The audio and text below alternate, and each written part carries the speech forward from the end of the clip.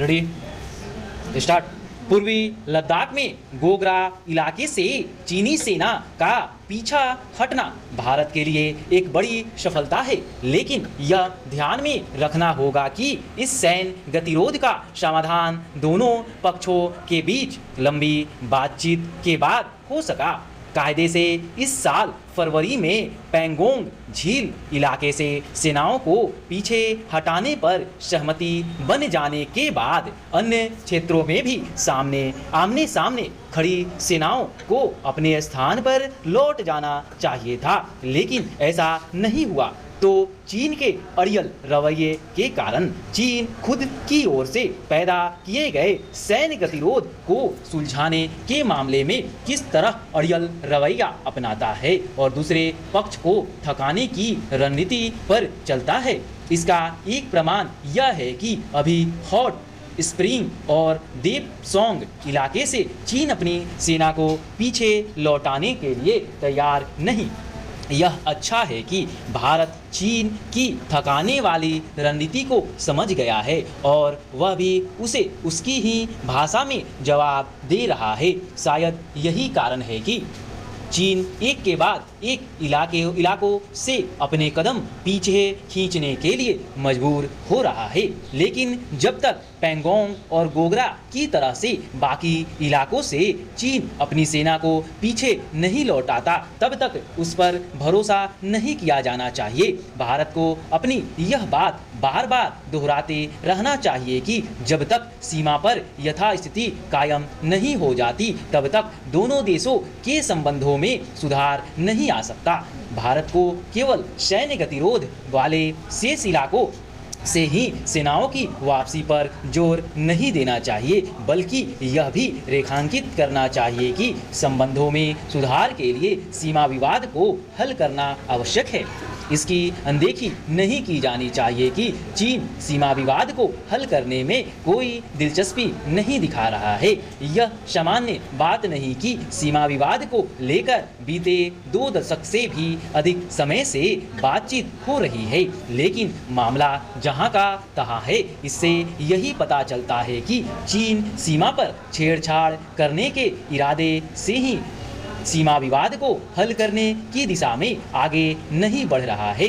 चीन पर दबाव बढ़ाने के लिए जरूरी केवल यह नहीं है कि सीमा पर उसकी सेना के अतिक्रमणकारी रुख पर सख्त रवैया अपनाया जाए, बल्कि यह भी है कि उस पर आर्थिक निर्भरता कम करने के प्रयासों को जारी रखा जाए।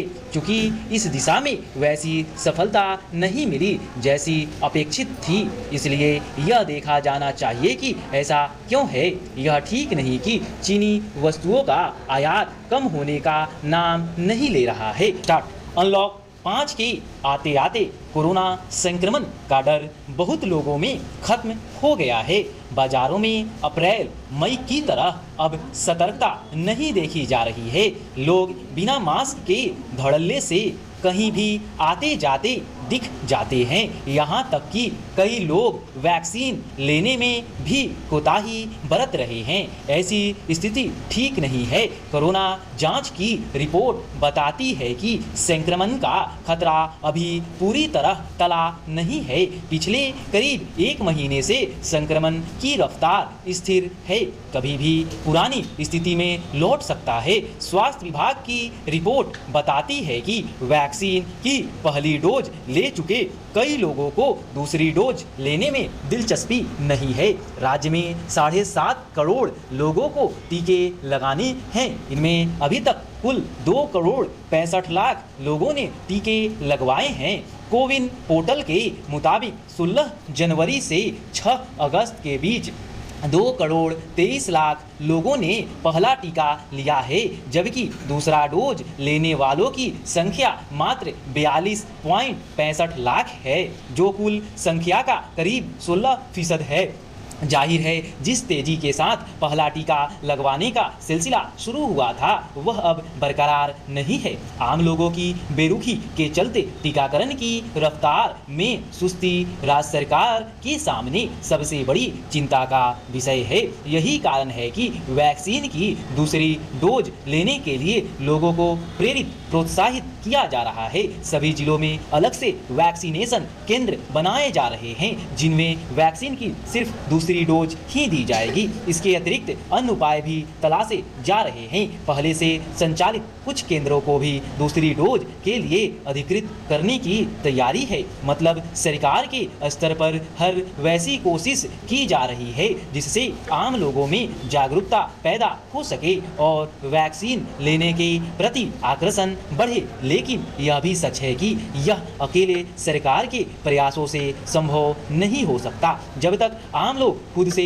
तत्पर नहीं होंगे तब तक टीकाकरण का संपूर्ण लक्ष्य को प्राप्त करना मुश्किल होगा। कतिपय बंदिशों के साथ बाजार खुल चुके हैं। कुछ दिनों में स्कूल कॉलेजों में पठन पाठन समान तरीके से चलने लगेगा। थोड़ी सी लापरवाही भी स्वास्थ्य व्यवस्था पर भारी पड़ सकती है। स्टॉप।